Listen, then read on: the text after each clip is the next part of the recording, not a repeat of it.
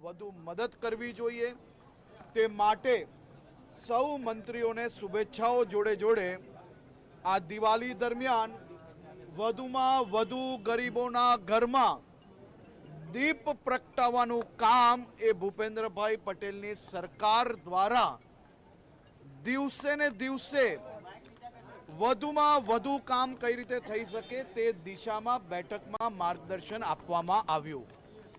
આદરણીય મુખ્યમંત્રીશ્રીએ ગુજરાતના અમારા સૌ સાથીઓ, ભાઈઓ, બહેનો જે પૂર્વ મંત્રીશ્રીઓ દ્વારા જે પ્રકારે રાત દિવસ કામગીરી કરવામાં આવી હતી તે બદલ બી સૌ પૂર્વ મંત્રીશ્રીઓનો આભાર બી કેબિનેટ દરમિયાન માનવામાં આવ્યો. સાથે સાથે 31મી ઓક્ટોબર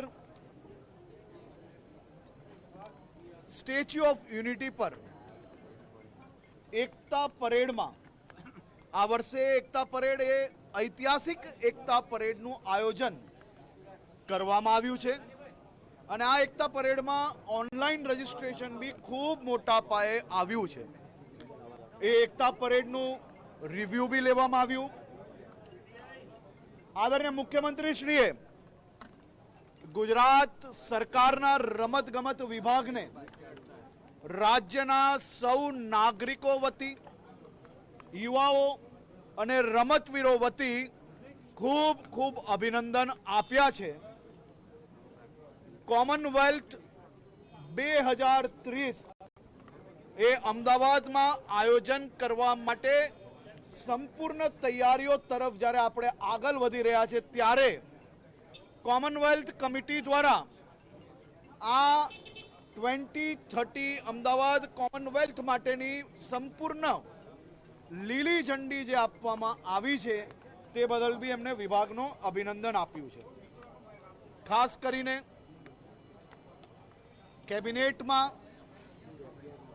સૌ મંત્રીઓ આદરણીય મુખ્યમંત્રીશ્રીના માર્ગદર્શન પ્રમાણે આવનારા દિવસોમાં આ દિશામાં કામગીરી આગળ વધારવા માટે તૈયાર છે. આભાર.